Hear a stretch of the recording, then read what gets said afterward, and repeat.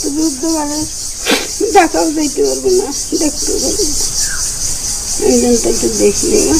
আমি তো যুদ্ধ মানে ঢাকাও যাইতে পারবো না, দেখতে পারবো একজনটা একটু দেখলে। ফাঁসি চাই, ফাঁসি চাই। দীর্ঘদিন পর মুফতি হান্নানের ফাঁসির রায় ঘোষণা হওয়ায় আনন্দিত তার জন্মস্থান হিরণগ্রাম সহ কোটালীপাড়া উপজেলার নারী পুরুষ। ফাঁসির পর তার মৃতদেহ কোটালীপাড়ায় প্রবেশ করতে দেয়া হবে না বলে জানান এলাকাবাসী। তার ফাঁসির দেখা যেন তার মতন আরো যারা আছে তারা যেন সবাই শিক্ষা পায়, যে পরবর্তীতে যেন এই ধরনের কোনো কুকর্ম যেন এরা কোটালীপাড়ার ভিতরে করতে না পারে। দেশের একটা কলঙ্ক মুক্ত হোক, এর খারাপ ছেলে এরকম যেন না হয়। বিসমিল্লাহির রহমানির রহিম। আপনারা সবাই জানেন গত বছর 24শে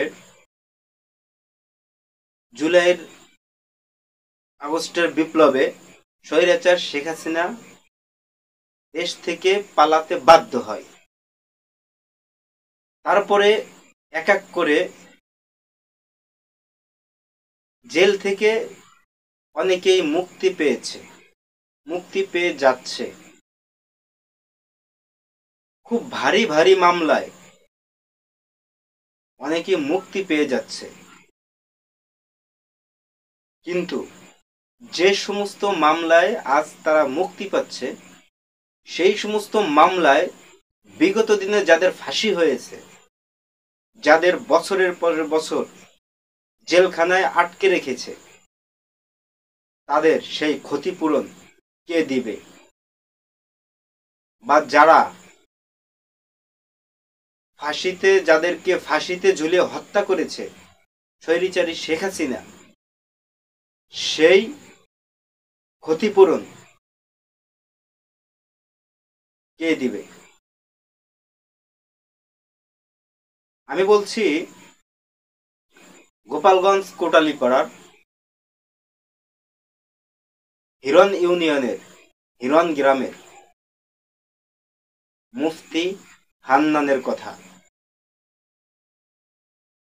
কোটালীপাড়ার, আমি বলবো শুধু কোটালীপাড়া না, গোপালগঞ্জের ভিতরে সব থেকে নির্যাতিত নিপীড়িত পরিবার যদি একটা থেকে থাকে পুরো গোপালগঞ্জের ভিতরে, সেই ফ্যামিলিটা হচ্ছে মুফতি হান্নানের ফ্যামিলি।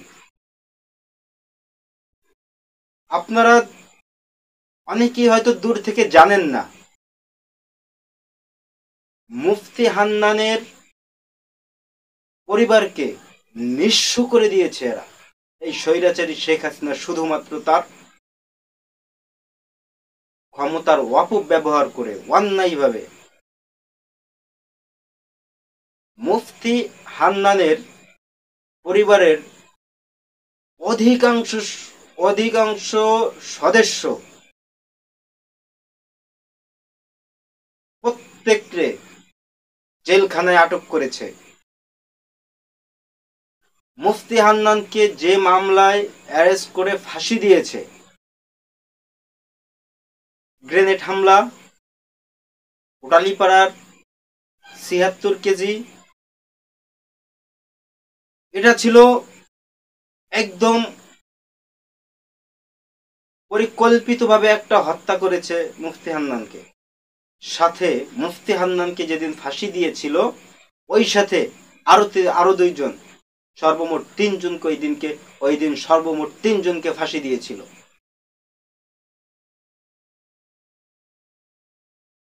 সেই মামলায়, যে মামলায় মুফতি হান্নানকে ফাঁসি দিয়েছিল, সেই মামলায় আজ তারেক রহমান পুরোদমে খালাস। তাহলে তারেক রহমান যদি আজ সেই আদালত থেকে খালাস পায় সেই একই মামলা থেকে, তাহলে মুফতি হান্নান কি অন্যায় করেছিল? মুফতি হান্নান কি অন্যায় করেছিল সেই দিন? মুফতি হান্নান তো একটা শেখ হাসিনা একটা জঙ্গি নাটক বাংলাদেশটাকে বিশ্বের বুকে জঙ্গি একটা রাষ্ট্র হিসেবে মানুষের কাছে পরিচিত করিয়েছে। মুসলিমরা নাকি জঙ্গি, শেখ হাসিনা বিশ্বের দরবারে এইটাই সাজিয়েছিল। আজ এখন পর্যন্ত মুফতি হান্নানকে তো ফাঁসি দিয়েছে অন্যায়ভাবে। 2022 সালে সাভার থেকে মুফতি হান্নানের ভাই মুন্সি ইকবাল আহমেদকেও অ্যারেস্ট করেছিল র্যাব অন্যায়ভাবে। এখন পর্যন্ত মুফতি হান্নানের ভাই আনিচুর রহমান এখন পর্যন্ত জেলে, যাকে ফাঁসির রায় দিয়েছিল, এখন পর্যন্ত জেলে। এত বড়, তার মানে শেখ হাসিনার আমলে যত বিচার ব্যবস্থা ছিল সম্পূর্ণ ছিল তার দলীয়করণে। আইন শৃঙ্খলা বাহিনী, আদালত প্রাঙ্গণ, সব জায়গায় প্রশাসন, সব জায়গায় ছিল তার অধীনে। সে যা বলতো, ওইখান থেকে যা বলতো প্রশাসন সেইভাবে চলতো, ওইখান থেকে যা বলতো আদালতে সেই রায় দিত। তার মানে এখান থেকে স্পষ্টভাবে বোঝা যায় যে মুফতি হান্নানকে যে তারা ফাঁসি দিয়েছিল, আর সেই একই মামলায় তারেক রহমান খালাস পেয়েছে, প্রত্যেকটা বোঝা যায় তাহলে মুফতি হান্নান নির্দোষ ছিল। আজ মুফতি হান্নান যেহেতু নির্দোষ ছিল, আর তারেক রহমান নির্দোষ, তাই মুফতি হান্নান নির্দোষ ছিল। মুফতি হান্নানকে যদি ফাঁসি দিয়েছে কিন্তু তারেক রহমান ছাড়া পেয়েছে, আমরা মুফতি হান্নানকে তো আর ফিরিয়ে দিতে পারবে না। মুফতি হান্নানের সমস্ত আমরা তার ক্ষতিপূরণ দিতে হবে।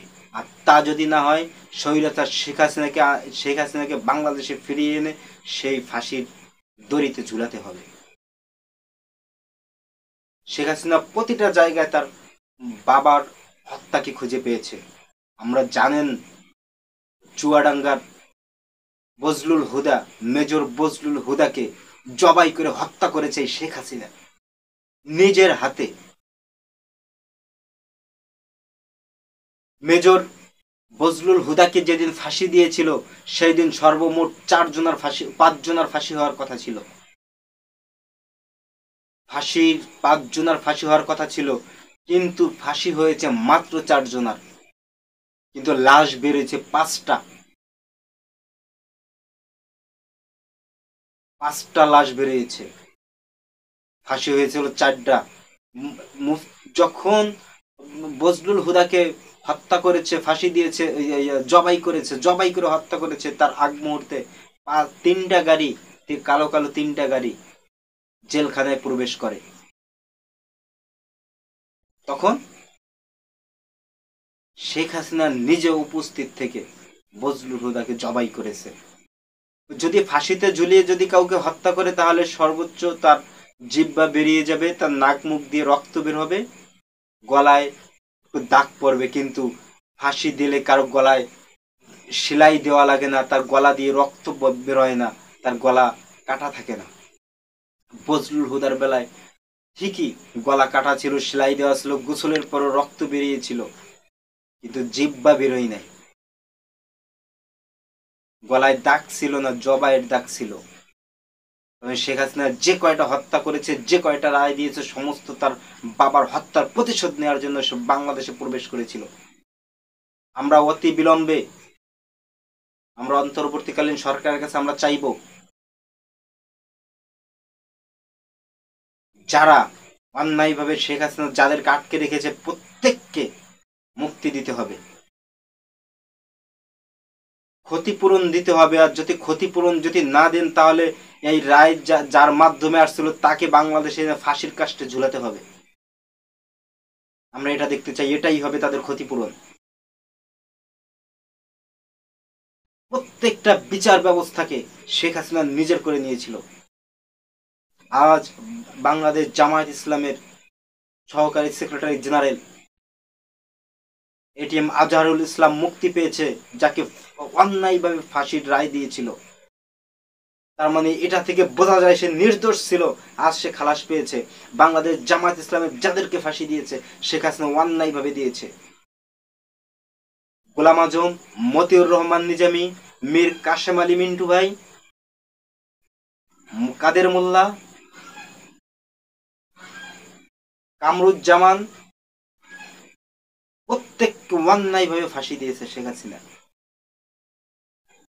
সর্বশেষ আল্লামা দিলওয়ার হোসেন সাঈদীকে অন্যায়ভাবে অসুস্থ সাজিয়ে হসপিটালে নিয়ে তাকে হত্যা করে হয়েছে। এটাই ছিল শেখ হাসিনার রাজনৈতিক প্রতিহিংসার বলি হয়েছে এরা।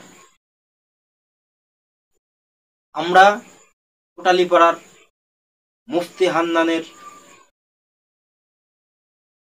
যখন ফাঁসি দিয়েছিল এই কোটালীপাড়ার কিছু জনগণ তখন আওয়ামী লীগের রোষানলে পড়ে আওয়ামী লীগের গুণগান গাইতে গাইতে আজ নিজের গ্রামের নিজের বাড়ির ভাইকে, নিজের বংশের ভাইকে এরা ভুল বুঝে এদেরকে কোটালীপাড়ায় হিরন ইউনিয়নে এদের মুফতি হান্নানের কবর দিতে পর্যন্ত বাধা আসছিল। কোটালীপাড়ায় এরা মিষ্টি বিতরণ করেছিল, কিন্তু মুফতি হান্নান ছিল একজন নির্দোষ।